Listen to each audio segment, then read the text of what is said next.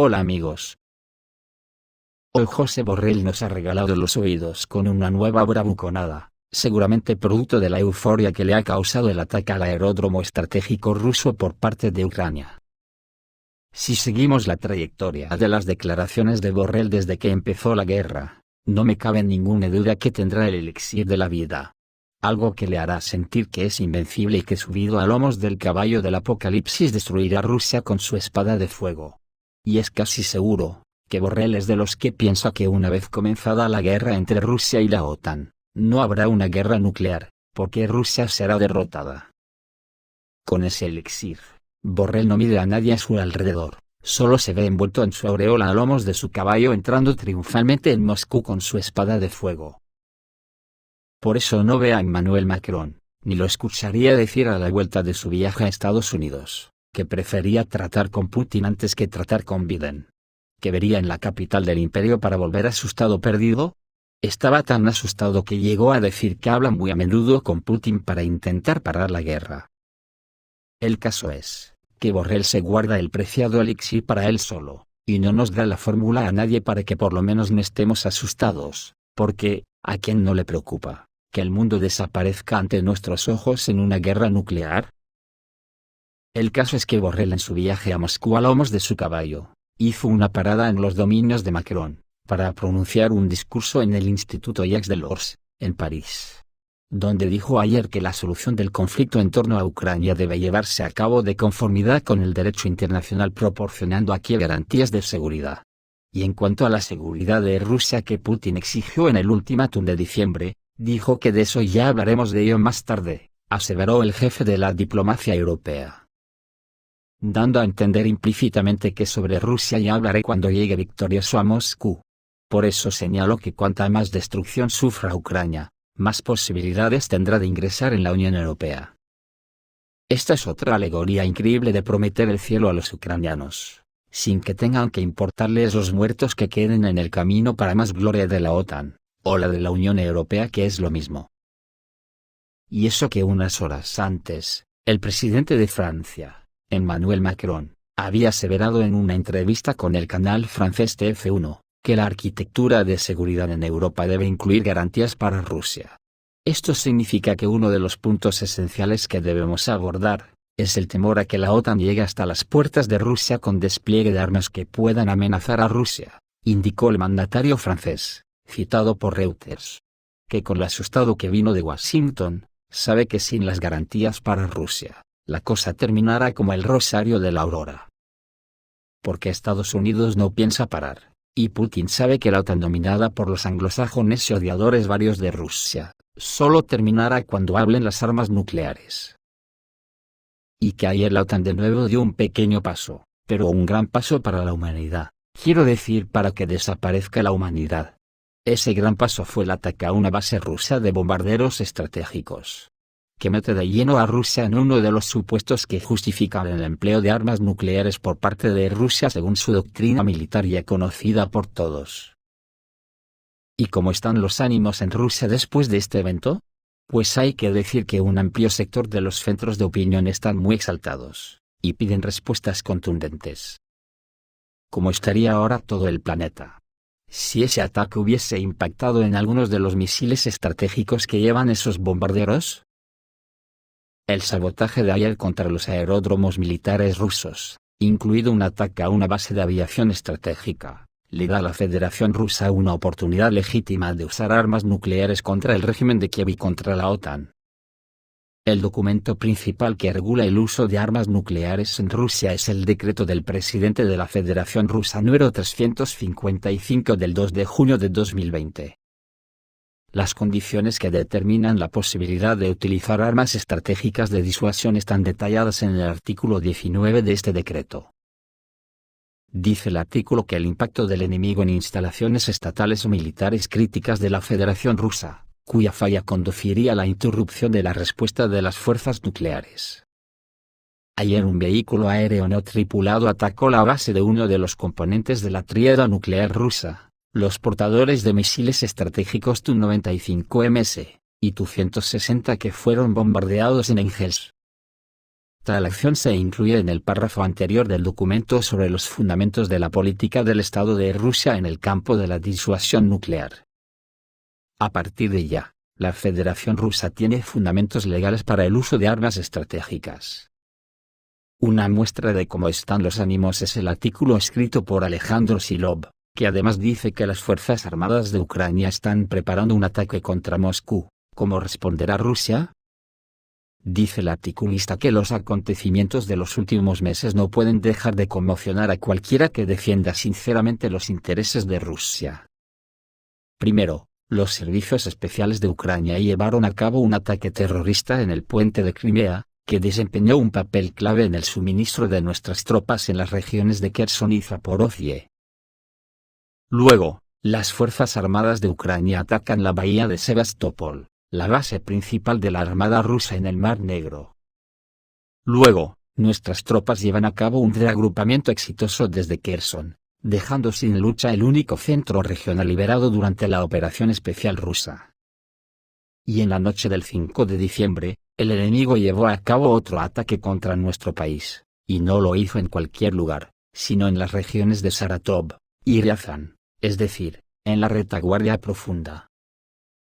Todo esto lleva a una pregunta bastante razonable: ¿qué sigue?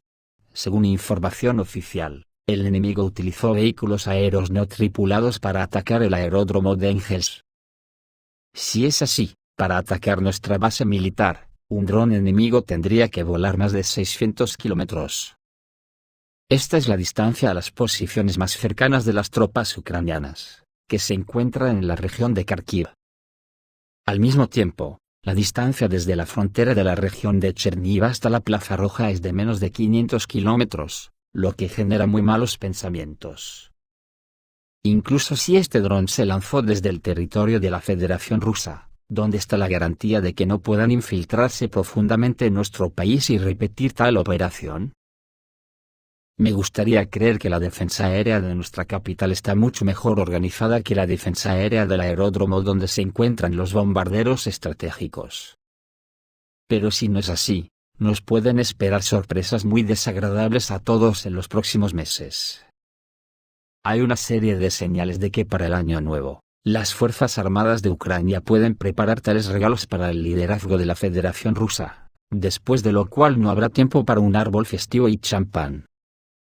Y si nuestro país no responde ahora mismo a estas amenazas, entonces tendremos que pagar un precio muy alto. ¿De dónde sacó Ucrania armas de largo alcance? Zelensky y compañía han estado rogando durante mucho tiempo a sus amos en el extranjero por armas de largo alcance. Los misiles ATACMS para HIMARS, misiles aire-tierra, drones de ataque e incluso aviones completos se indicaron repetidamente en la lista de deseos. Oficialmente, Washington y otros países occidentales niegan regularmente tales solicitudes a Ucrania, limitándose solo a misiles arma GM-88 capaces de alcanzar objetivos a una distancia de hasta 150 kilómetros. Al mismo tiempo, aparecen regularmente indicios en la prensa de que, de hecho, los socios occidentales han estado planeando durante mucho tiempo suministrar a Ucrania más armas de largo alcance. Pero, por supuesto, nadie lo va a hacer abiertamente. La lista de deseos más reciente de Ucrania fueron los misiles de 800 kilómetros de alcance solicitados a Washington después de que Rusia comenzara un trabajo sistemático en las instalaciones energéticas. Teóricamente, podemos hablar de los sistemas de misiles Pershing 1A, o incluso Pershing 2, que se eliminaron oficialmente después de la firma del Tratado sobre la Eliminación de Misiles de Alcance Intermedio y de Alcance Más Corto, pero probablemente estaban escondidos en algún lugar por adelantado en almacenes estadounidenses. Pero es más probable que Ucrania haya insinuado misiles mejorados para el misil de ataque de precisión HIMARS, PRSM, que si tiene éxito, puede alcanzar una distancia de 500-600 kilómetros. Si juzgamos con sensatez, lo más probable es que los misiles de largo alcance no se hayan entregado a Kiev, y no se entregarán en un futuro próximo. Pero con los drones, las cosas son un poco diferentes. A mediados de octubre de 2022, la empresa ucraniana Ukrovoronprom anunció a todo el mundo que la empresa estaba trabajando en la producción de un dron de ataque con un alcance de 1000 kilómetros. Según información generalizada, este dron está equipado con una ojiva que pesa 75 kilogramos, lo que lo convierte en un arma muy seria. Entonces, por una extraña coincidencia, el 4 de diciembre, el representante oficial de Ukroboronprom anunció que habían comenzado las pruebas finales de este dron, que pronto demostraría todas sus capacidades de combate. Dada la situación actual en la industria y la energía de Ucrania, muchos expertos generalmente dudan de la capacidad de Ucrania para diseñar y producir armas serias. Parece más probable que un dron extranjero simplemente se entregue a Kiev, que posteriormente se emitirá para el desarrollo de la industria de defensa ucraniana. Estados Unidos, Turquía, Israel y varios otros países tienen drones de un alcance tan grande. Por cierto, casualmente, el alcance del dron de ataque israelí Yarok también es de 1000 kilómetros. Ante esto, el articulista se pregunta, ¿cómo puede Rusia prevenir ataques en su retaguardia? Sea como fuere, pero después de los ataques a la base aérea de Engels, el liderazgo de nuestro país necesita pensar muy seriamente en garantizar la seguridad incluso en la retaguardia más profunda. Además, simultáneamente con el ataque en la región de Saratov, hubo informes de una emergencia en el aeródromo de Diaghilev, región de Ryazan. Allí, 3 de nuestros militares murieron a la vez por la explosión de un camión de combustible, lo que difícilmente puede atribuirse a una mera coincidencia. El paso clave para repeler todas estas amenazas es la destrucción total de la retaguardia del enemigo. Y estamos hablando no solo de la lucha contra la energía, sino principalmente con la infraestructura de transporte. Como los colegas han señalado repetidamente en otros artículos, la tarea más importante es minimizar la posibilidad de llevar ayuda militar occidental a Ucrania. Todo, desde los puentes y las vías férreas hasta el mar y los aeropuertos, debe estar bajo el control de fuego de nuestras fuerzas armadas. Y si la necesidad militar lo requiere, entonces una incursión en la retaguardia de los anglosajones tampoco será superflua. Después de todo, ¿porque ellos pueden y nosotros no?, dice Alejandro Silov. Y asevera una cosa más. A la luz de los acontecimientos actuales, todos debemos reconsiderar radicalmente nuestra actitud hacia la operación rusa en Ucrania.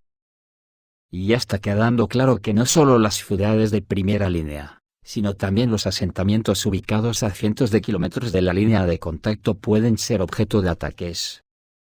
Por lo tanto, todo, desde los sistemas de defensa aérea hasta los refugios y los equipos de extinción de incendios, debe estar listo. De ninguna manera quiero causar pánico o sembrar confusión. Pero, como dice el famoso refrán, el que está prevenido está preparado. Y si estás en guerra, más aún, debes estar siempre alerta. Así terminó su artículo Alejandro Silov, en una clara insinuación de que Rusia ya debería plantearse atacar naciones de la OTAN. Pues después de leer este comentario a mí me da la impresión que ya ha comenzado la cuenta atrás. Las declaraciones reiteradas de Borrell lo aseveran, y las acciones de la OTAN solo tienen un fin: destruir a Rusia. Pero esto no se puede hacer sin provocar una guerra nuclear, que yo particularmente cada vez la veo más cerca. ¿Qué tendría que pasar para que no suceda? Muy sencillo, o bien la Unión Europea se asusta de verdad y abandona su alianza con Estados Unidos, y dejan de involucrarse en la guerra de Ucrania, para después pactar con Rusia un espacio de seguridad similar al de 1997. Lo que supondría la salida del ejército estadounidense de esa zona de Europa junto con sus armas nucleares distribuidas en el continente. Algo que a mí, se me hace muy difícil, porque eso sería la rendición de la OTAN. O por contra, Rusia se rinde y aceptaría que solo le dejen las migajas que supondría mantener Crimea, e incluso el Donbass, pero manteniendo a Ucrania con un régimen nazi antirruso total formando parte de la Unión Europea y la OTAN. Algo que Rusia tampoco aceptaría, ya que solo sería pan para hoy, pero hambre para mañana, y una derrota de Rusia que solo aplazaría un poco de tiempo las ansias de la OTAN de ir a por Rusia. Y después de trasladar a Ucrania medio ejército de la OTAN, y ya con la fórmula del elixir de Borrell fabricado en masa, cogerían el impulso definitivo para lo inevitable, que es la guerra de exterminio. y a día de hoy creo que nadie sabe a ciencia cierta el inmediato desarrollo de los acontecimientos, incluidos los protagonistas. Perdón. Y salvo Borrell. Esto es todo amigos, reciban un saludo.